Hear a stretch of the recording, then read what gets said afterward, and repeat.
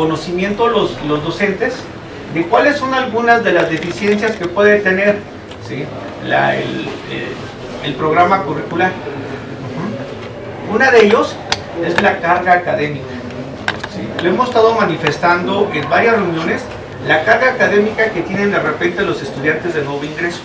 Cuando ustedes ingresan a la Escuela Superior de Economía, hay ocasiones que llegan sin la idea de qué es la economía.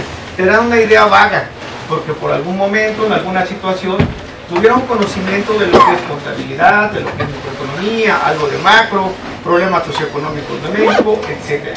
Pero de repente cuando entran de primer ingreso, les llega de primera instancia, ¿sí?, la crítica de la economía política. Es decir, aquellas materias de teoría del valor y todo lo que es el marxismo. Y tienen que empezar a lidiar, por ejemplo, con lo que es la plusvalía, el tipo de trabajo socialmente necesario, la sustitución formal, sobre todo la sustitución formal, ¿no?, del capital, etcétera, etcétera, etcétera, que de repente dicen, híjole, no me queda todavía bien claro. Y al mismo tiempo, de repente les dan fundamentos de microeconomía y tienen que empezar a entender lo que es el mercado, lo que es el equilibrio, lo que son los precios, las cantidades, el óptimo del consumidor y una serie de conceptos que son totalmente diferentes. Son dos versiones distintas de cómo se entiende la economía. Una es más allá de la teoría neoclásica, que empiezan a explicarles cómo se entiende la economía desde el punto de vista neoclásico, y la otra desde la crítica de la economía política. Y quieren que entiendan esas dos versiones al mismo tiempo, que de repente esa carga académica y ese tipo de conceptos los puedan dominar y que los puedan entender y diferenciar. Nosotros que nos ha tocado de repente estar frente a grupo, ¿sí?, los maestros no me dejarán mentir, de repente hasta cambia el concepto, ¿no?, confunden conceptos. Y luego para concluir y para poder en algún momento todavía hacerlo más pesado, les dan cálculo diferencial e integral al mismo tiempo. Entonces tienen que entender la teoría neoclásica, la crítica de la economía política y también cálculo. Y habrá gente que a lo mejor no llevó cálculo y tienen que entender cálculo diferencial e integral, y que tienen que aprender esas tres versiones. Entonces me parece que de entrada tendría que haber algo que los empiece a vincular con los conceptos de economía, porque sí tienen idea, sí empiezan a entender lo que es la economía, pero a lo mejor no los tienen tan claros. Anteriormente había una materia que era elementos básicos de la ciencia económica y que les permitía entender cómo se iba vinculando la economía, cómo íbamos entendiendo algunos conceptos, y nos ayudaba mucho para entender lo que era la microeconomía y lo que era ¿sí? Esa es una situación que tenemos que enfrentar, y que el próximo programa de estudios no deba de tener esa carga académica. Si de repente nosotros vemos cuáles son los índices de reprobación, se van a dar cuenta que estos son más altos en los primeros semestres. Después de que el alumno ya entiende, después de que el alumno dice, ya voy entendiendo cuál es la diferencia en esos dos enfoques de la economía, es cuando dice, bueno, ya me puedo aplicar a hacer algunas otras evaluaciones. Bien. ¿Cuál es la otra? Otro de los retos a los cuales nos vamos a enfrentar son las trayectorias académicas. Y esta tendría que ir en dos sentidos, ¿sí? Uno, desde el punto de vista de las academias. Creo que para todos los docentes nos queda claro que para poder cursar teoría de la competencia perfecta e imperfecta, primero tienes que cursar fundamentos de microeconomía. Y para poder cursar teoría del equilibrio, necesitas teoría de la competencia perfecta e imperfecta. Y para poder cursar teoría de juegos, necesito teoría del equilibrio. Y para poder llevar organización industrial, pues necesito teoría de juegos. Nos queda claro para todos los docentes. Pero no sé si les quede claro también para los estudiantes. No sé si ellos puedan entender que no pueden cursar teoría de la competencia perfecta e imperfecta si no llevaron fundamentos de microeconomía. Entonces, tendría que dejarles claro esta situación, pero no nada más aquí, en esta academia, sino también para las otras tipos de academias. No puedes llevar análisis e interpretación de los estados financieros si no sabes contabilidad. No puedes llevar formulación y evaluación de proyectos si si no tienes investigación de mercados. Entonces, tendríamos que dejar en claro que se tienen que elaborar trayectorias académicas. En lugar de ponerle los nombres a lo mejor de esa manera, tendríamos que dejar en claro que debe ser micro 1, micro 2, micro 3, micro 4 y micro 5. ¿Para qué? Para que el estudiante también entienda que primero tiene que cruzar micro 1 para pasar a micro 2. ¿Sí? Ya después, con los contenidos temáticos, pues nos podemos pelear dentro de las academias, pero que los estudiantes puedan entender que primero se requiere, ¿sí?, una unidad de aprendizaje, ¿sí?, que les dé los conocimientos y los elementos previos para entonces poder entender cómo voy a hacer o transitar a la siguiente unidad de aprendizaje. Entonces, nos tiene que quedar claro tanto a las academias como también a los docentes, a los estudiantes. Porque a veces los estudiantes dicen, como el Reglamento General de Estudios me permite poder transitar a periodos y niveles distintos, ¿sí?, entonces decido estudiar análisis e interpretación de los estados financieros sin haber cursado contabilidad. Y eso lo único que va a provocar es que repruebe análisis y que ya empiece a odiar contabilidad, porque entonces no puede entender bien lo que es análisis. Entonces habría que resolver ese tipo de situaciones, que nos quede claro a los docentes y a los estudiantes. Sí, también otra situación, al momento que armamos el mapa curricular, tendríamos que ver cuáles son los conocimientos previos que se requieren para poder ver otras unidades que van más adelante. En el caso de la Academia de Microeconomía, por ejemplo, ¿sí?, vemos el óptimo del consumidor y se requieren, ¿sí?, cuestiones de cálculo. Y cuando le preguntas a los estudiantes, resulta que todavía no llevan nada de cálculo, ¿no? Apenas empiezan con la parte de los límites. Entonces, ¿qué tendríamos que hacer? Pues primero, poder estudiar cálculo, que nos quede claro, que podamos ver a qué se refiere una derivada, para qué me sirve, cómo la voy a poder utilizar, y después le aplicamos en microeconomía. Entonces, habría que checar eso para que no esté al mismo tiempo, ¿sí? Si no, no vamos a poder entender. Vamos a ver algunos elementos de cálculo en microeconomía y cuando regresen van a decir, híjole, ya no le entendí el cálculo porque no es lo mismo a lo que me están diciendo. Bien, otro de los retos que nos vamos a enfrentar se le llama, bueno, le puse yo la nueva forma de la enseñanza. Cuando vino la pandemia, ¿sí?, se nos presentaron retos a los docentes que de repente no dominábamos la tecnología, ¿no?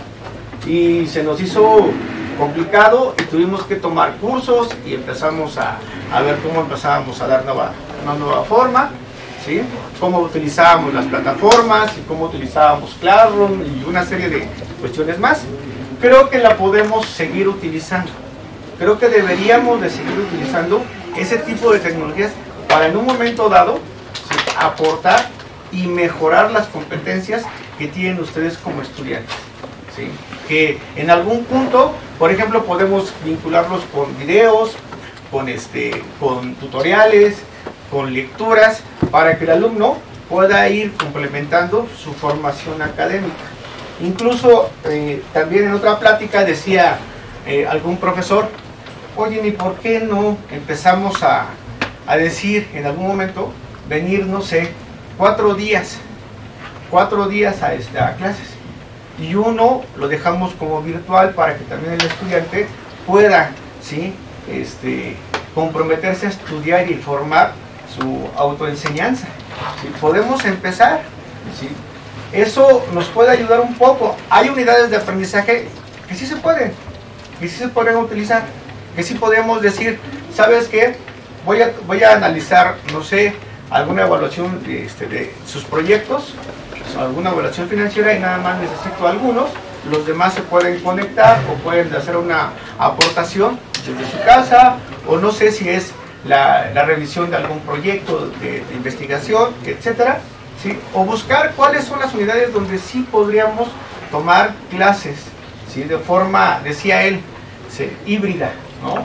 Decía el profesor, de forma híbrida, buscar la forma. ¿Por qué?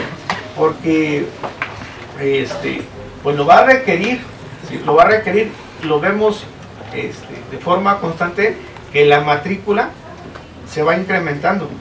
Años o antes de la pandemia, ¿sí?, era fácil transitar entre los pasillos o entre el pasillo de acá de biblioteca, pero ahora, por ejemplo, en la mañana, es de repente cuando es cambio de clase, entonces la capacidad instalada a lo mejor no nos va a ayudar, pero si utilizamos algunas otras propuestas, podríamos mejorar esa transición entre las diferentes clases, ¿no? Además, con esto venía a reforzar las nuevas modalidades educativas, porque no nada más, ¿sí?, tendríamos que generar nuestro plan de estudios de forma presencial. Ya tuvimos la experiencia de que de repente vino una pandemia, de repente tuvimos que irnos todos a nuestras casas, estar en confinamiento, y decíamos, ¿y ahora cómo damos las clases, no? Entonces tendríamos que prepararnos por si en algún momento vamos a requerir también, ¿no?, otro tipo de modalidades educativas. Entonces, esta forma nueva de enseñanza tendríamos que adoptarla ya de forma constante. Ya tendría que ser parte del rediseño que vamos a lograr para nuestro nuevo plan de estudios. Bien, el capital humano, híjole, a lo mejor aquí vamos a herir un poco las susceptibilidades de algunos, ¿no?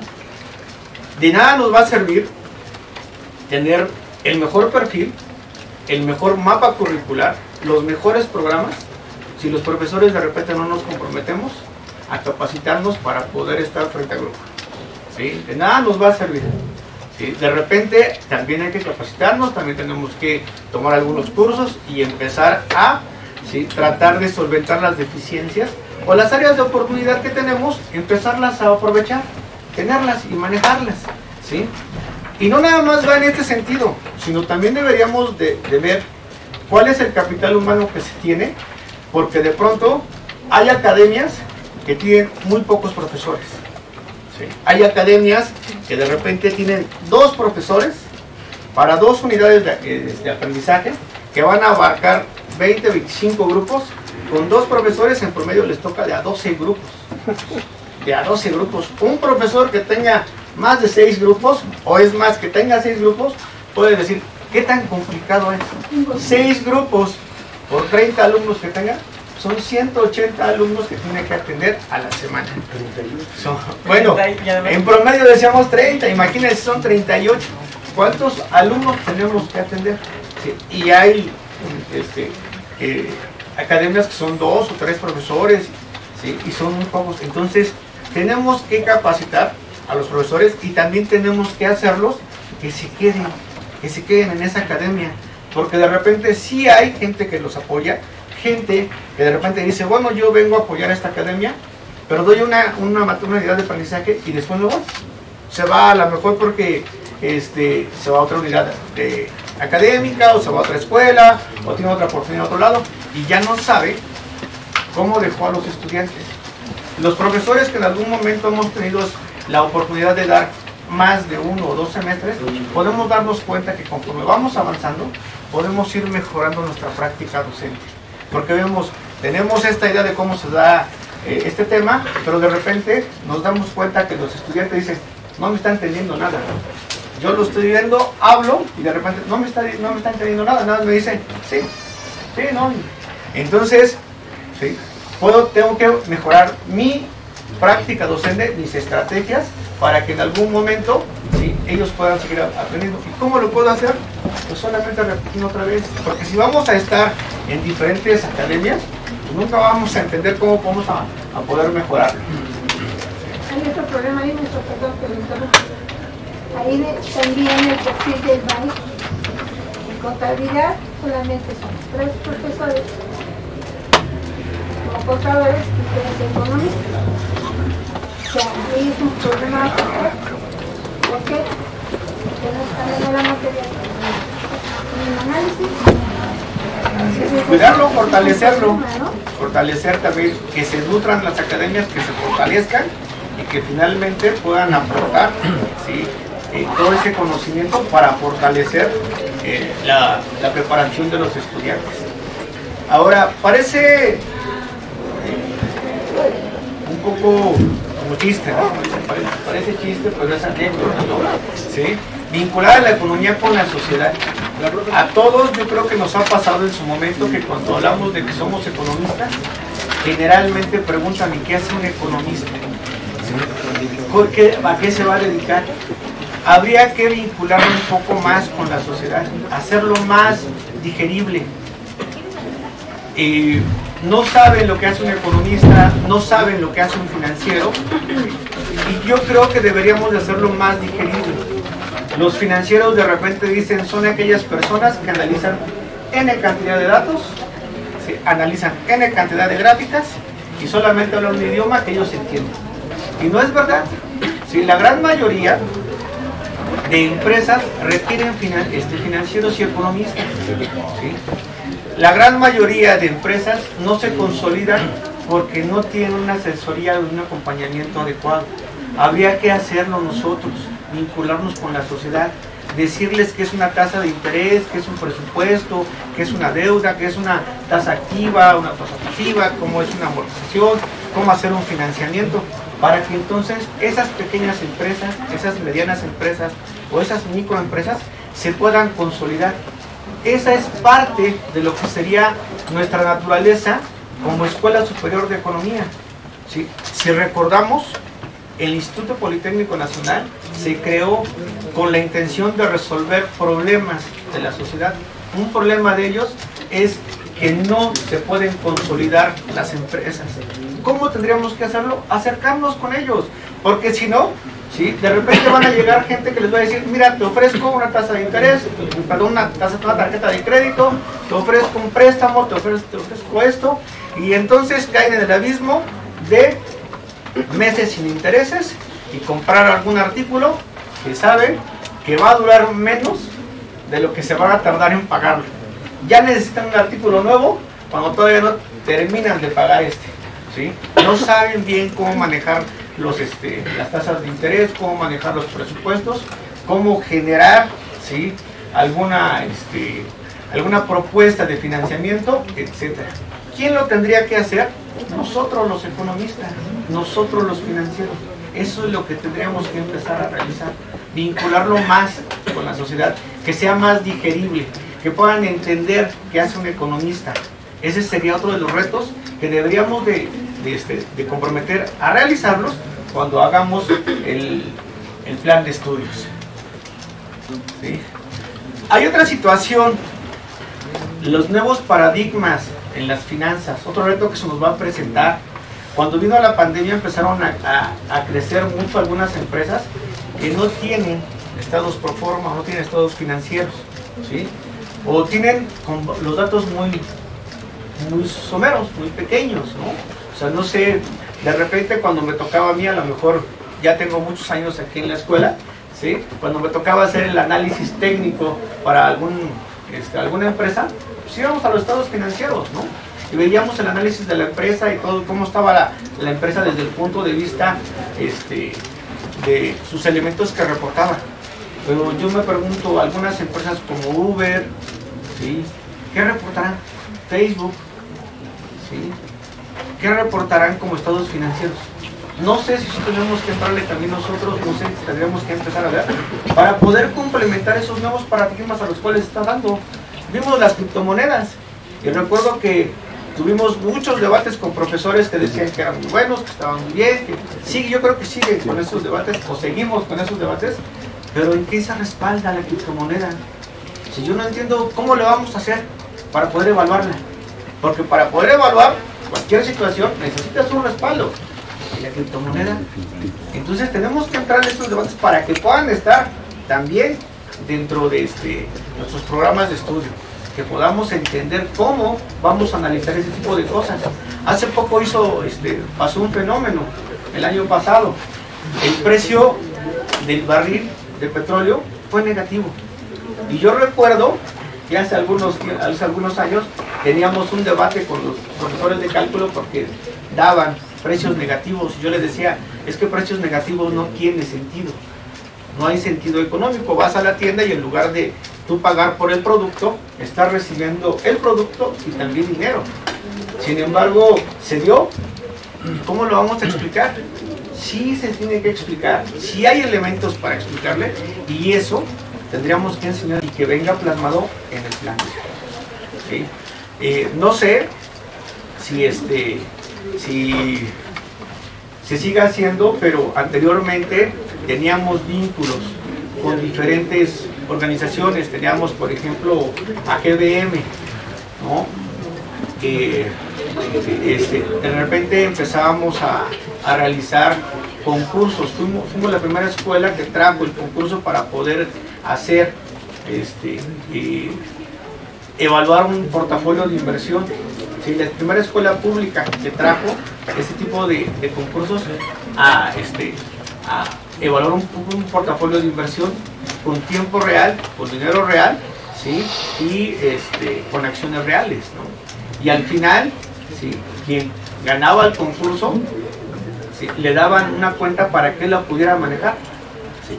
Y ahí no solamente empezaban, ¿sí?, a poder vincular cuáles son aquellos conocimientos que a lo largo de toda su trayectoria académica los estudiantes pudieron adquirir, sino empezaban a desarrollar otras competencias que también son propias para poder salir al mercado laboral. ¿Cuáles eran? Por ejemplo, ¿sí?, el poder de organizarse, poder organizar sus ideas, poder en su momento convencer a sus demás compañeros cuál era la mejor forma de inversión o cuáles acciones deberían de comprar, ¿sí?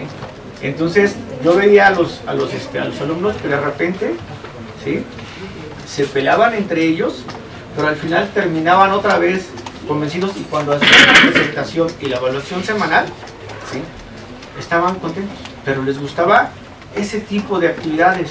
Tuvimos a él, a CFA, que también es una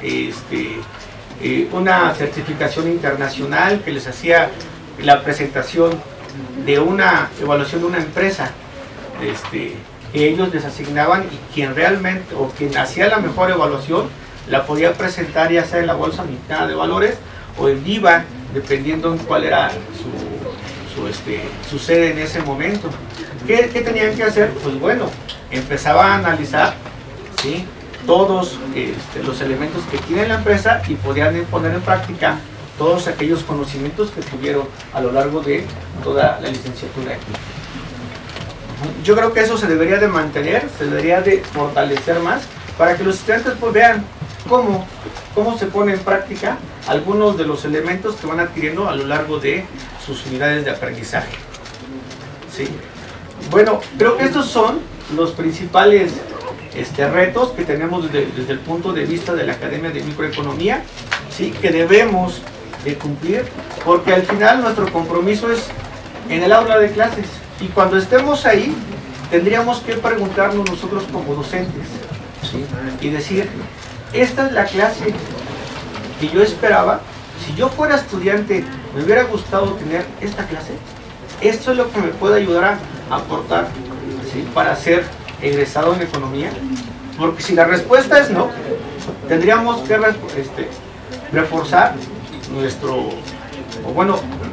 redoblar nuestro esfuerzo, para que entonces ayudemos a los estudiantes a que se quieran quedar en esa clase, a que quieran seguir siendo economistas y a que quieran seguir soñando.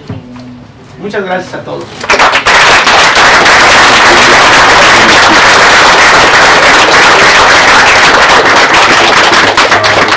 Muchas gracias por su participación. Sin duda hay un importante ejercicio que tenemos o que tiene que ser considerado como parte del rediseño curricular. Son sumamente valiosas las aportaciones que nos han hecho esta tarde, y para cerrar con estas presentaciones, me gustaría abrir una ronda de preguntas, por favor. Si alguien desea hacer alguna pregunta. ¿No? Hola, buenas tardes. Soy el maestro Jonathan Galván. Me quería preguntar al doctor Sergio Mendoza. Hoy en día, en la parte del plan de negocios, hay podemos decir, una revolución en la forma en la que se ha venido planteando la elaboración de los planes de negocios hacia un modelo que se conoce como modelo Canvas. Esta parte que nos platica, que está muy interesante, de hecho si me puede pasar su presentación para revisarla con calma, que se ve bastante interesante, ¿En dónde quedaría esta parte tan matemática o tan técnica en la parte del estudio del modelo Canvas? Bueno, no sabría contestarte con precisión en virtud de que sabemos que un estudio de inversión está plasmado de cuestiones técnicas. Entonces, así con puntualidad, no te puedo decir en qué parte. Lo que sí te puedo decir es que el planteamiento teórico-matemático para cualquier plan de inversión, en un plan de negocios, es sumamente importante desde el punto de vista de los conocimientos adquiridos en la escuela. Por eso hice énfasis, porque también se pueden adquirir conocimientos de manera individual, ¿no?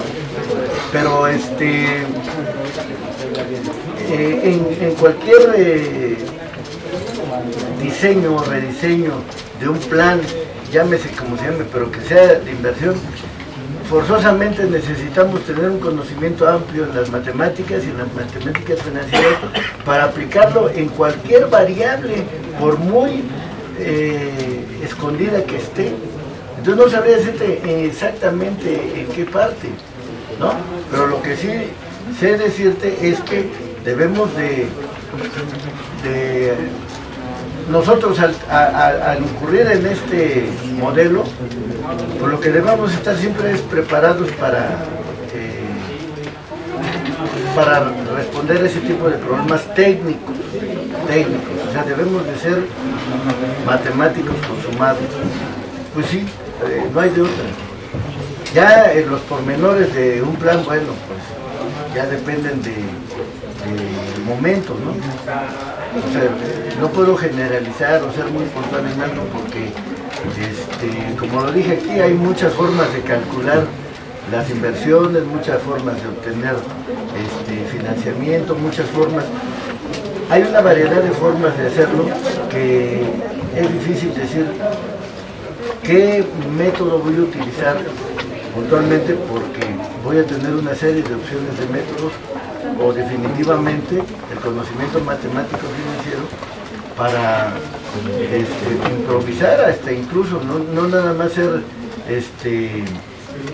previsor, sino hasta improvisador, porque hay veces pues hay temas que saltan. Por ejemplo, ahorita con la pandemia, por ejemplo, crecieron mucho las empresas de tecnologías de información. Por ejemplo, gente que pues, no andaba sin trabajo, gente que tenía trabajo se quedó sin trabajo, y gente que no tenía trabajo, por ejemplo, los ingenieros en comunicaciones se dieron un boom, y entonces se apostó mucho a la inversión en comunicaciones, y ahí se tuvo que improvisar en temas de inversión. Gracias, maestro. Para no ser tan puntual. ¿Alguna otra pregunta? ¿No? Bueno, pues me gustaría invitarlos a ponernos de pie para entregarles el presente reconocimiento. El Instituto Politécnico Nacional, a través de la Escuela Superior de Economía, otorga el presente reconocimiento al doctor Sergio Mendoza Sandoval por su participación como ponente en el marco de las actividades de rediseño del Plan de Estudios 2011, con la conferencia magistral Estudio Financiero del Plan de Negocios, celebrada el día de hoy, 6 de junio de 2023, en el auditorio de tesis Rubén Fuentes Delgado, firmado por el maestro Manuel Francisco Ortega Hernández. Muchísimas gracias, doctor.